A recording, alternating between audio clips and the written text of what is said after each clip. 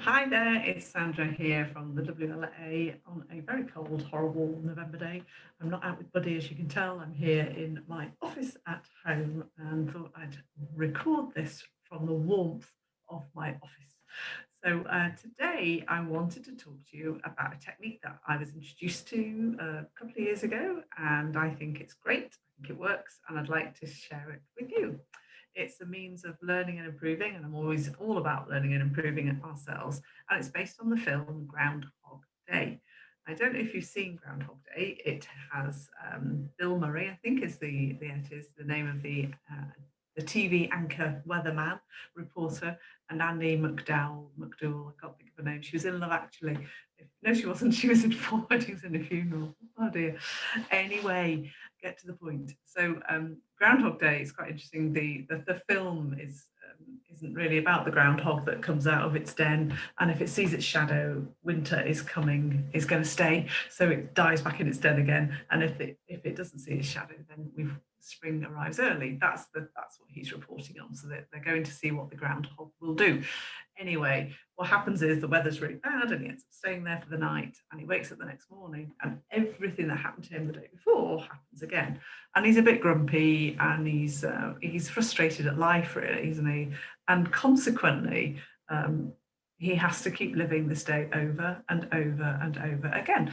And eventually he starts to change things, and he starts to do good things for other people, and he starts to think about what can he improve, what can he do differently, until at the very end he lives the most perfect day, and gets the girl.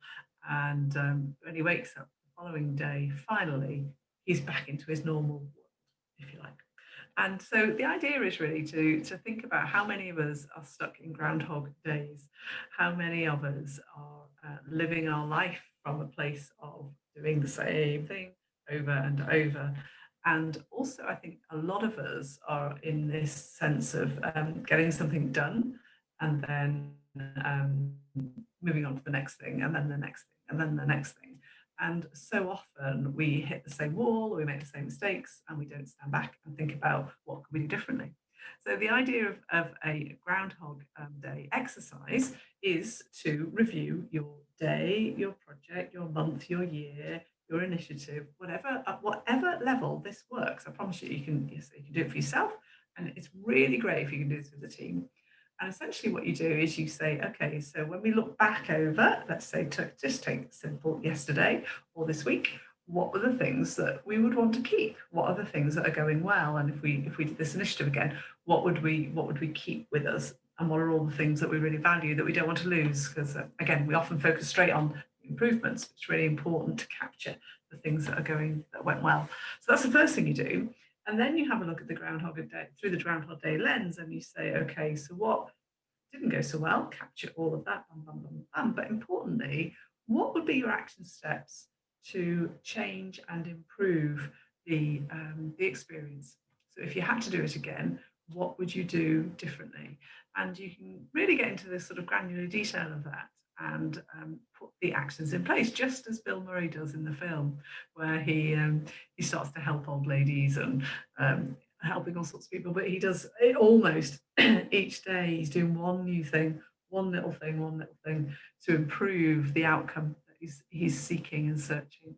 And it's just a great concept, isn't it? You know, how often we all want to improve our lives. I don't think anybody out there doesn't want to improve themselves, because if we don't try and improve, then we get stuck, don't we? And nature and life is all about growth and renewal and growth and renewal.